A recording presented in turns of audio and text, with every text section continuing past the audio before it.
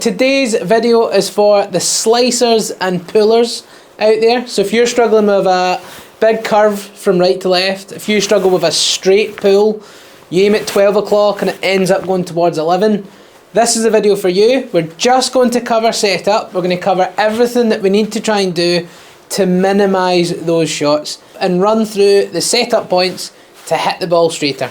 So first of all is the grip. So we're going to cover grip first. This one definitely applies to the slicers more than it does to the guys who are pulling it, purely because if you are slicing, you're coming in with the club face open. If you're pulling, you're swinging out to in, but the club face is square. So what we're about to do is possibly strengthen the grip, so it might not be for you guys who are hitting pull shots in this one. So in terms of grip, what we want to try and do is we want to start with the face square to slightly closed. If you are someone who slices the ball, that will help. You're struggling with an open face, we need to try and change that.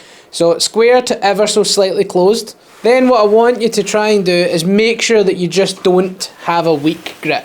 You see a lot of slicers who have their hand, both hands, too far round to the left for a right-handed golfer. And as soon as we start to do this, we are much more likely to have an open face.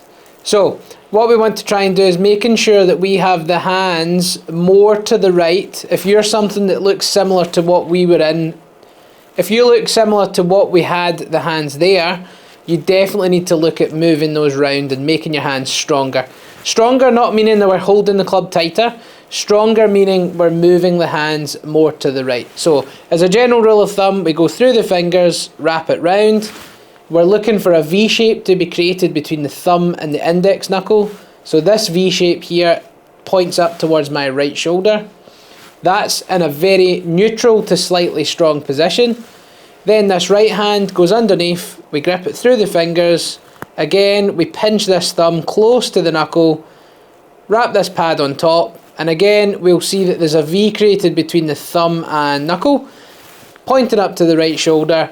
And now we've got the grip in a position where we are much less likely to hit that ball with an open face. For any golfers who are slicing the ball, if it's on the weaker side, so pointed too far round to your left, definitely look at making it stronger. If it's neutral to strong, skip this step and move on to another one. But by strengthening your grip, you do give yourself a much better chance of squaring the face. And that's what you're struggling with if you're hitting a slice. So that covers grip. Then if we move on to ball position, we need to make sure the ball position's in a good place.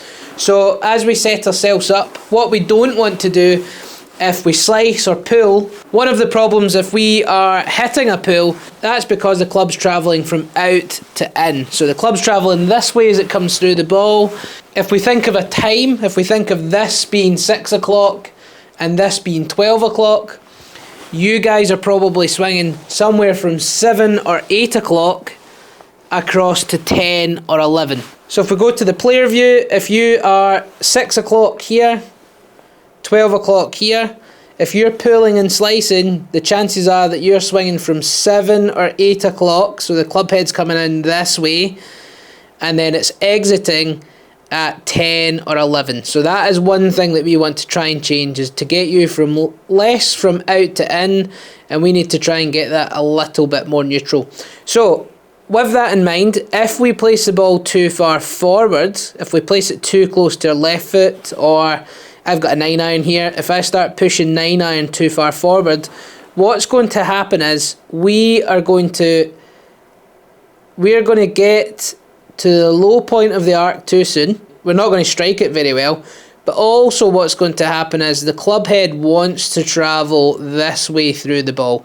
So the further forward we put that ball, the more likely we are to swing out to in. So making sure that that ball position's favouring further back rather than too far forward. So with this 9-iron, I've got this right in the centre of my feet. It's in line with my chest, it's in line with my nose. That's a good reference point. That's going to be the case for 7, 8, 9 pitching wedge, full wedges. Possibly just moving it slightly left of centre for 5, 6 iron, that kind of area. A little bit to the left for the fairway woods and hybrids. And then no more than inside the left heel for driver. So if we grip the club very, very weak and we've got the hands too far round to the left, we can present the face open and start to slice our ball off to the right, high, weak shots. So that stronger grip is going to encourage a less open face. When you close the face, you tend to de-loft it as well. So we're going to get so much more out of our golf shots when we strengthen that club face. So we're going to do that through the grip. With that ball position, that can play a huge, huge part. If I get my 9-iron here, and I play that 9-iron too far forward, so it's very, very close to my left leg, couple inches to the left of centre, my club head can very easily travel out to in, which is going to get the ball starting to the left of target. If you have the face fairly square, it's going to result in a pull. If you present the face open at impact with that same swing path, you're going to start to fade or slice. So the next part we're going to cover is a little bit of alignment and a little bit of arm structure. So in terms of alignment, there's a few things that I would see a lot of slicers and pullers do.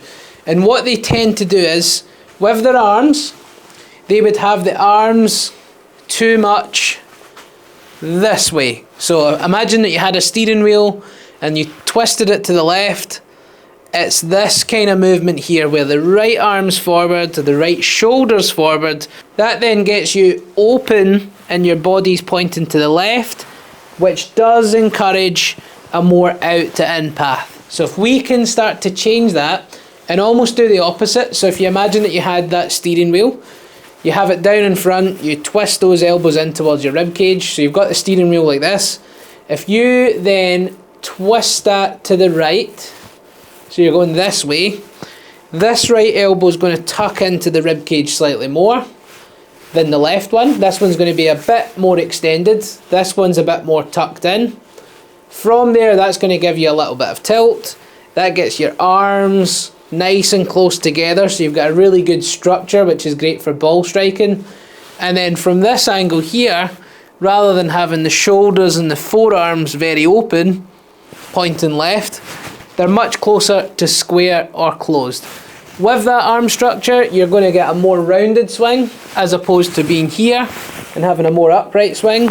Again, promoting a better turn, more connection, so better ball striking, and number one, a better start line and shots that go closer to the target. So by doing that, setting up to the ball, holding our little steering wheel, twist to the right, elbows tucked in, shoulders are more to the right than what they probably normally feel, you're going to get a much more neutral path, which is going to improve your start line. And if you present the face less open, you're going to hit the ball a lot straighter. So there, twist that steering wheel off to the right, ball position is in the middle.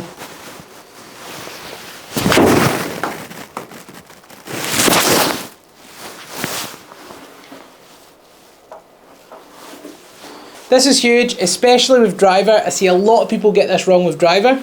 Partly to do with the fact that the ball position is so far forward, it's very, very easy to twist yourself that way as opposed to twisting the steering wheel that way. And one more thing in terms of alignment, it is not a bad thing to have your right foot slightly back.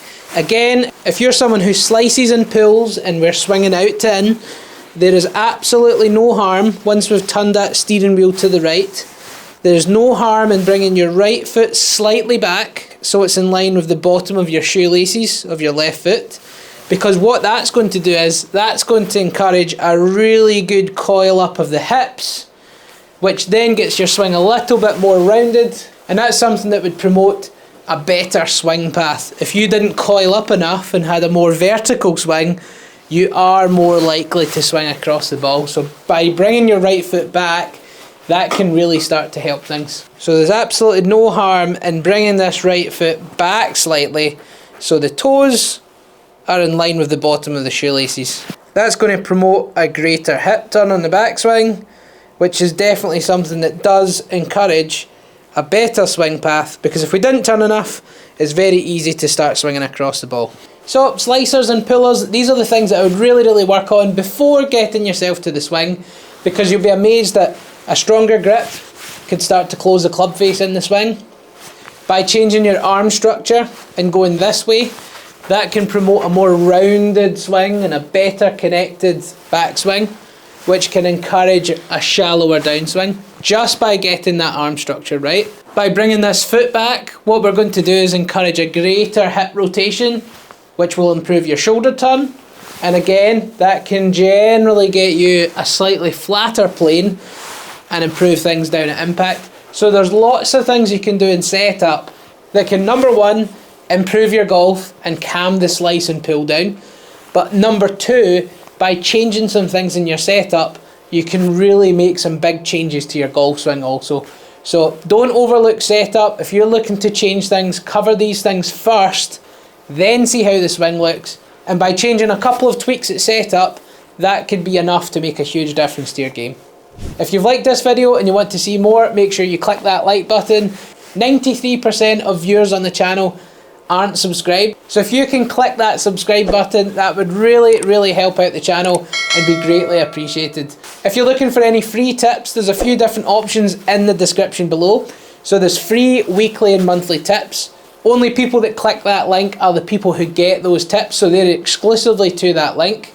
If you're looking for a free swing analysis or video feedback, there's a Skillist link in which you can film your swing, send them across with a bit of information, and then you will get a free analysis and video feedback from me on how you can improve your game. So make sure you check those links down in the description. Make sure you check out the channel for more videos like this, and thanks for watching.